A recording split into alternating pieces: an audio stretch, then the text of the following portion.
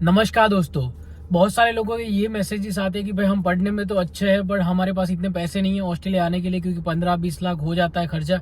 उतने पैसे नहीं है हमारे पास ऑस्ट्रेलिया स्टडी करने के लिए। तो हम क्या कर सकते हैं, हमारे लिए क्या ऑप्शन है? क्योंकि उनके लिए फिर डायरेक्ट पीआर का भी ऑप्शन नहीं होता। क्योंकि नॉर्मली क्या होता है, अगर आपको डायरेक्ट पीआर चाहिए तो आपने अगर कुछ जॉब की है वहां पे अपनी कंट्री में, तो ही आप यहाँ पे डायरेक्ट पीआर के लिए अप्लाई कर सकते हो। सीधा स्टडी के बाद आपको अगर डायरेक्ट पीआर अप्लाई करना है तो वो बहुत मुश्किल है। तो आपके पास एक्सपीरियंस होना जरूरी है अगर आपको डायरेक्ट पीआर अप्लाई करना है तो उनके लिए एक ही ऑप्शन बचता है कि उनको यहाँ पे स्टूडेंट वीजा पे आना पड़ता है, 2 साल निकालने पड़ते हैं, उसके बाद ही वो पीआर के लिए अप्लाई कर सकते हैं। बट जैसे कि मैंने बताया, बहुत सारे लोग ऐसा बोलते हैं कि उनके पास इतने पैसे नहीं है कि यहाँ पे ऑस्ट्रेलिया में आके स्टडी करे, क्योंकि पहले सेमेस्टर के तो फी चलो इधर उधर से करके वो भर देंगे, बट उसके बाद दूसरा तीसरा सेमेस्टर अगर वो उनको जॉब ना मिली तो फिर क्या करेंगे? उनके पास पैसे नहीं होंगे तो वो फीस कैसे भरेंगे, अपना खर्चा कैसे निकालेंगे? तो उन लोगों के लिए आज का वीडियो है, स्पेशली इंडिया की स्टूडेंट्स के लिए। क्योंकि एक मैत्री स्कॉलरशिप करके एक स्कॉलरशिप प्रोग्राम इंडिया ऑस्ट्रेलिया के बीच में टाई हुआ है, तो उसकी वजह से ऑस्ट्रेलिया की बहुत सारी यूनिवर्सिटीज है वो इंडियन स्टूडेंट्स को, गवर्नमेंट जो यहाँ की ऑस्ट्रेलियन गवर्नमेंट होगी वो और यूनिवर्सिटी दोनों मिलके इंडियन स्टूडेंट्स को स्कॉलरशिप देंगे, जिनको यहाँ पे फ्री में स्टडी करने का मौका मिलेगा। बट उसके लिए ऑब्वियसली अगर वो आपको फ्री में स्टडी करने के लिए दे रहे हैं तो आपका एकेडमिक्स बहुत अच्छा होना चाहिए। जो लोग भी ब्राइट स्टूडेंट्स है उनके लिए बहुत अच्छी स्कॉलरशिप है ये। तो ये स्कॉलरशिप ऑस्ट्रेलिया ने अनाउंस की थी इंडिया और ऑस्ट्रेलिया के रिलेशंस अच्छे करने के लिए, क्योंकि ऑब्वियसली लाखों की तादाद में यहाँ पे इंडियन स्टूडेंट स्टडी करने के लिए आते हैं। तो और लालच देने के लिए और स्टूडेंट्स को यहाँ पे बुलाने के लिए ऑस्ट्रेलियन गवर्नमेंट ने ये स्कॉलरशिप निकाली है। क्योंकि इतने सारे स्टूडेंट्स को तो ये स्कॉलरशिप मिलेगी नहीं, क्योंकि अगर वो स्कॉलरशिप पे उनको स्टडी करवाना होता तो इतनी फीस क्यों लेते हमारे से? 60-70,000 कभी कभी 2 साल की फीस होती है कई यूनिवर्सिटीज की। तो ये है कि यहाँ की टॉप यूनिवर्सिटीज है वो स्कॉलरशिप देगी, बट इतने सारे स्टूडेंट्स को नहीं देगी। तो ऑब्वियसली यहाँ पे कॉम्पिटिशन हाई होने वाला है ये स्कॉलरशिप के लिए। बट फिर भी जो भी अच्छे ब्राइट स्टूडेंट है उनके लिए बहुत अच्छा ऑप्शन, उनको सब कुछ फ्री में मिल सकता है, क्योंकि इसके अंदर नॉर्मली सब कुछ कवर हो जाएगा। जैसे कि हमको एज ए नॉर्मल स्टूडेंट यहाँ पे आने के लिए जो पे करना पड़ता है वो सब कुछ यहाँ की गवर्नमेंट देगी। तो जैसे कि आपका ट्रैवल इंश्योरेंस हो गया, आपकी ट्रैवल की टिकट होगी, इवन आपके पास पासपोर्ट नहीं है तो पासपोर्ट के भी पैसे देगी यहाँ की गवर्नमेंट। उसके साथ साथ जो भी आपका मेडिकल होगा, हेल्थ कवर होगा, इंश्योरेंस होगा, वो सब कुछ यहाँ की गवर्नमेंट बेयर करेगी। तो ये बहुत अच्छी स्कॉलरशिप है। अगर आपके पास एक भी रुपया नहीं है तो आप फिर भी ऑस्ट्रेलिया आ सकते हो। उल्टा वो आपको पैसे देंगे, स्टाइपन देंगे। जैसे कि नहीं होता कई जगह पे पीएचडी आप करने जाते हो तो वहां पे हमको स्टाइपन देते हैं, तो हमको वहां पे रिसर्च भी करना है, उसके सामने हमको स्टडी भी करने का चांस मिलता है, उसका सर्टिफिकेट भी मिलता है और हमको स्टाइपन भी मिलता है। तो ये सेम तरीका ही है, इसमें आपको स्टाइपन भी मिलेगा और जो सारा खर्चा होगा वो गवर्नमेंट उठाएगी। उसके साथ साथ अगर आपको कोई प्रोफेशनल डेवलपमेंट अपना खुद का करना है, आपको कहीं जाके कोई अटेंड करना है, सेमिनार अटेंड करना है, तो उसके लिए भी आपको पैसे दिए जाएंगे। तो ये बहुत सारी कॉस्ट है वो इंक्लूडेड है इस स्कॉलरशिप में। आपको 1 रुपया भी पे नहीं करना है, आपको वहां से बस सिर्फ अप्लाई करना है। उसके बाद अगर आपको स्कॉलरशिप मिल गई तो यहाँ पे ऑस्ट्रेलिया में आने के बाद आपको बिल्कुल फ्री में स्टडी करने को भी मिलेगा और आपको उल्टा सामने से पैसे भी मिलेंगे। तो इतना अच्छा बेनिफिट किसी को नहीं मिलता है, क्योंकि हमने यहाँ पे स्टडी की है। मैंने यहाँ पे $15,000 पर सेमेस्टर फी पे करके स्टडी की है। जो भी स्टूडेंट यहाँ पे अभी नए आ रहे हैं वो भी $15,000 से $20,000 पर सेमेस्टर फी पे करके वो स्टडी कर रहे हैं। तो जिनको भी ये स्कॉलरशिप मिलने वाली है वो बहुत लकी होगा और ऑब्वियसली वो ब्राइट स्टूडेंट भी होगा, तो उनके फ्यूचर के लिए भी अच्छा है। और ये बोलते हैं कि ऑस्ट्रेलिया की top most university, best university में आपको एडमिशन देंगे, तो वो भी आपके लिए अच्छा है। अगर आपको यहाँ पे आके सिर्फ स्टडी करके वापस भी जाना है फिर भी आपके लिए अच्छा होगा, क्योंकि यहाँ की डिग्री आपके पास होगी। और आपको यहाँ पे अगर ऑस्ट्रेलिया में सेटल होना है तो भी आपके लिए अच्छा है, क्योंकि यहाँ पे बहुत अच्छा लाइफ स्टाइल है। और एक बार मुझे नहीं लगता कि अगर आप यहाँ पे आ गए तो उसके बाद आपको वापस जाने का मन करेगा। अब आते हैं मेन क्वेश्चन पर कि एलिजिबिलिटी क्राइटेरिया क्या है। एलिजिबिलिटी क्राइटेरिया बहुत ही बेसिक सा है, बट ऑब्वियसली आपका एकेडमिक्स अच्छा होना चाहिए तो ही आपको एडमिशन मिलेगा।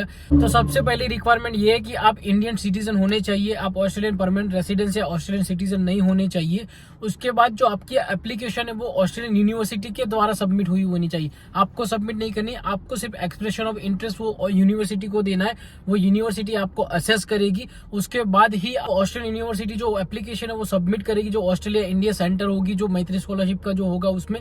उसके बाद वो अगर अप्रूव करेगा तो फिर आपको वो स्कॉलरशिप मिल जाएगी। उसके साथ साथ आपका जो एनरोलमेंट है वो नया होना चाहिए। जैसे कि कई लोग होंगे जिन्होंने ऑलरेडी यहाँ पे अप्लाई कर दिया, उनका सीओई आ गया है, तो फिर वो एलिजिबल नहीं होंगे इस स्कॉलरशिप के लिए अप्लाई करने के लिए। आपका जो एनरोलमेंट होगा वो नया होना चाहिए। उसके बाद आपने एप्लीकेशन की होनी चाहिए हायर डिग्री बाय रिसर्च की। और अगर आप अंडर ग्रेजुएट स्टूडेंट हो तो आप इस स्कॉलरशिप के लिए अप्लाई नहीं कर पाओगे। ये स्कॉलरशिप के लिए वही स्टूडेंट अप्लाई कर पाएंगे जो स्टूडेंट यहाँ पे हायर डिग्री बाय रिसर्च और मास्टर बाय रिसर्च स्टडी करने के लिए आ रहे हैं। वही लोग सिर्फ ये स्कॉलरशिप के लिए अप्लाई कर पाएंगे, उनको ही सिर्फ ये स्कॉलरशिप मिलेगी। या फिर जो भी स्टूडेंट यहाँ पे पीएचडी करने के लिए आ रहे हैं बट स्ट्रीम होगी STEM, जो स्ट्रीम बोलते हैं science, technology, engineering and mathematics, तो वही स्ट्रीम में जिन लोगों को स्टडी करनी है उनको ही स्कॉलरशिप मिल पाएगी, बाकी सारे स्टूडेंट को ये स्कॉलरशिप नहीं मिल पाएगी। और अभी के डेटा के अनुसार 45 स्टूडेंट्स को अराउंड ये स्कॉलरशिप मिलेगी।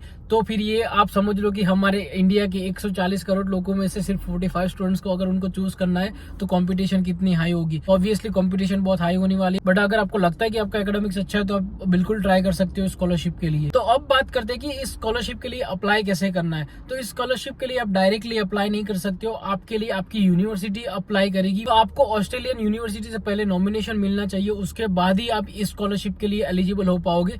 तो फिर आपको ऑस्ट्रेलियन यूनिवर्सिटी को पहले अप्रोच करना है, फिर वो आपके लिए एप्लीकेशन करेगी स्कॉलरशिप के लिए। तो यूनिवर्सिटी का लिस्ट आप कहाँ पे फाइंड कर सकते हो, तो वो स्टडी ऑस्ट्रेलिया में मिल जाएगा, उसकी लिंक मैं आपको डिस्क्रिप्शन में दे दूंगा। तो आप देख सकते हो कि कौन कौन सी यूनिवर्सिटीज एलिजिबल है इस स्कॉलरशिप के लिए, और उसके हिसाब से आप वो स्कॉलरशिप का जो लिस्ट है वो देख लो। वो सारी यूनिवर्सिटीज को आप अप्रोच करो, ईमेल करो, उनको फोन करो, उनको पूछ लो कि इस स्कॉलरशिप के हम एलिजिबल है कि नहीं है, हमको क्या करना है अगर एलिजिबल होना है तो, अगर नहीं है तो फिर दूसरी यूनिवर्सिटी को पूछो। इस तरीके से आप अपना खुद का रिसर्च करो, या फिर आप अपने एजेंट को बताओ कि भाई मेरे 12th में 98% थे तो क्या मैं इस स्कॉलरशिप के लिए एलिजिबल हो पाऊंगा।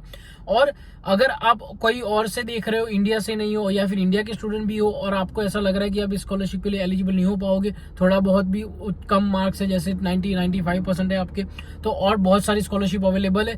कई सारी यूनिवर्सिटीज की पर्सनल स्कॉलरशिप भी है जो फुल्ली फंडेड स्कॉलरशिप होती है, और कई सारी यूनिवर्सिटीज होती है जिसमें 60-40% भी आपको स्कॉलरशिप मिलती है, तो आप वो सारी भी ट्राई कर सकते हो। बट अगर आपका एकेडमिक्स बहुत अच्छा है तो सबसे पहले ये ट्राई करो। अगर आपको ये मिल गई तो आपकी लाइफ सेट है, आपको 1 रुपया भी खर्चा नहीं करना है और आपको आराम से ऑस्ट्रेलियन क्वालिफिकेशन मिल जाएगा। जब भी आप ऑस्ट्रेलियन यूनिवर्सिटी से कांटेक्ट करोगे तो ऑस्ट्रेलियन यूनिवर्सिटी होगी, वो ग्रांट कनेक्ट के थ्रू वो अप्लाई करेगी आपके लिए स्कॉलरशिप, और उसके बाद ही आपका स्कॉलरशिप अप्रूव होगा। अगर आप ब्राइट स्टूडेंट हो तो आप इंडिया में भी अपना ब्राइट फ्यूचर बना सकते हो। अगर आपके 12th में 98%, 95%, 97% है तो आप इंडिया में भी डॉक्टर बन सकते हो, अच्छे वाले इंजीनियर बन सकते हो, अच्छा खासा आपको पैकेज भी मिल सकता है। तो ऐसा जरूरी नहीं है कि आपको यहाँ पे आना है, बट कई लोगों को होता है कि हमको ऑस्ट्रेलिया जाके हमारा फ्यूचर बनाना है, हमको ऑस्ट्रेलिया एक्सप्लोर करना है, तो फिर आप ये स्कॉलरशिप की अप्लाई कर सकते हो।